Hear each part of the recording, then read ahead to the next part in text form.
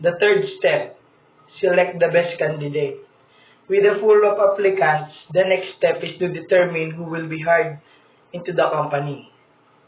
The people hired should be able to offer the quality of service that guests expect. They must also handle failure smoothly and successfully enough to satisfy the guests. Each and every guest feel special, treated, safe, and secure.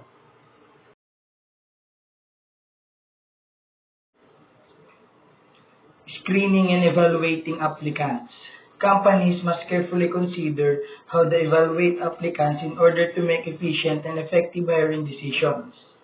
Once you know what you want in a candidate, you must collect information on your applicants to make the best hiring decision. Many tools are available to help collect this information efficiently.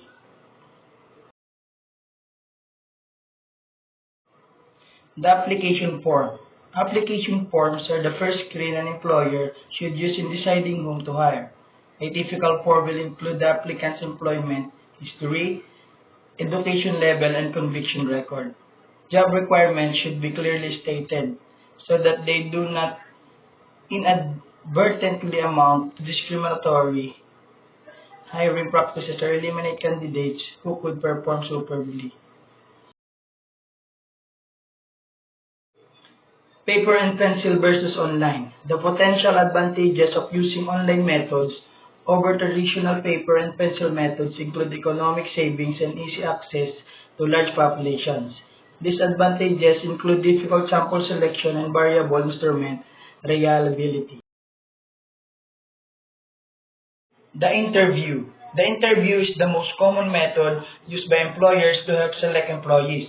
Research has shown that is often the least accurate way to choose a new employee. A structured interview. The accuracy of an interview is largely determined by how well it's planned and how consistently it is used.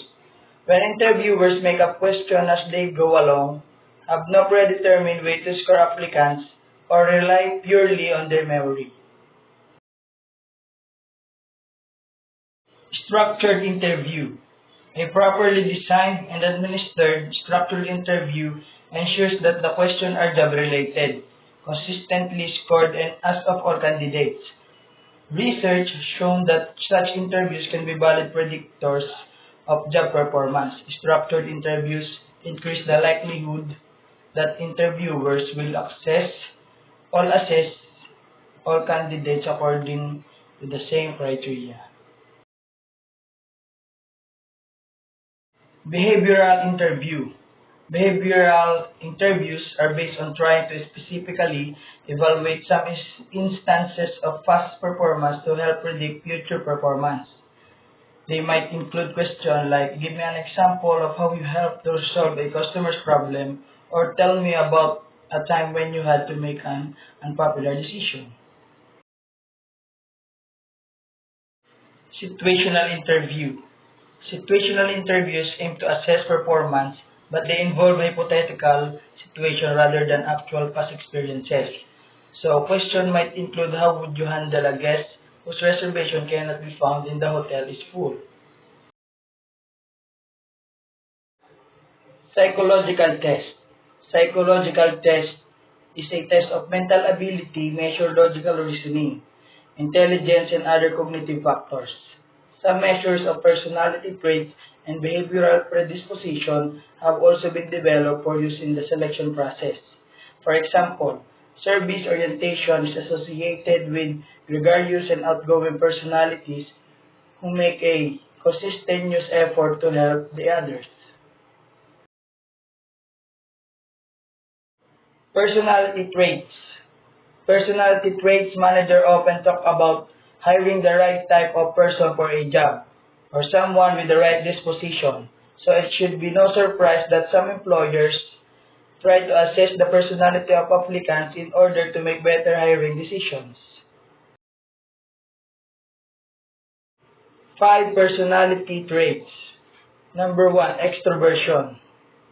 The degree to which someone is talkative, sociable, active, aggressive, and excitable. Number 2, agreeableness. The degree to which someone is trusting, amiable, generous, tolerant, honest, cooperative, and flexible. Next is conscientiousness, the degree to which someone is dependable and organized, conforms to the needs of the job, and perseveres on task. Number 4 is emotional stability, the degree to which someone is secured, calm, independent, and autonomous. And the last is openness to experience, the degree to which someone is intellectual, philosophical, insightful, creative, artistic, and curious. Of these 5 personality traits, conscientiousness is generally considered the most valid predictor of job performance. Common sense suggests that people who are more organized, thorough, and dependable are likely to be better performing employees. Cognitive ability. Cognitive ability is defined as a general mental capability involving reasoning, problem solving, planning, abstract thinking, complex idea comprehension, and learning from experience. General mental ability or GMA. GMA is the able to learn and process information. In part, GMA influences performance because it affects how quickly one can acquire the knowledge and skill needed to perform the requirements of the position. Integrity test. Integrity tests predict the predisposition of job applicants to engage in theft, drug taking, and dishonest or otherwise disruptive work behaviors. References, background checks, and drug tests.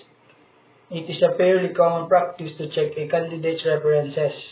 This may involve soliciting letters of recommendation, calling former employers, or requesting from candidates name of individuals who can attest to their character.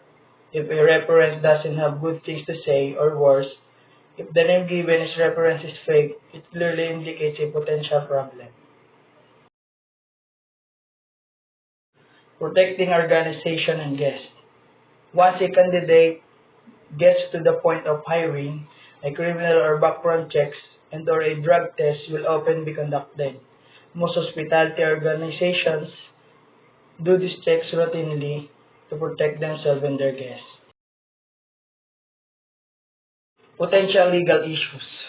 Potential legal issues or issue of law is a legal question which is the foundation of a case.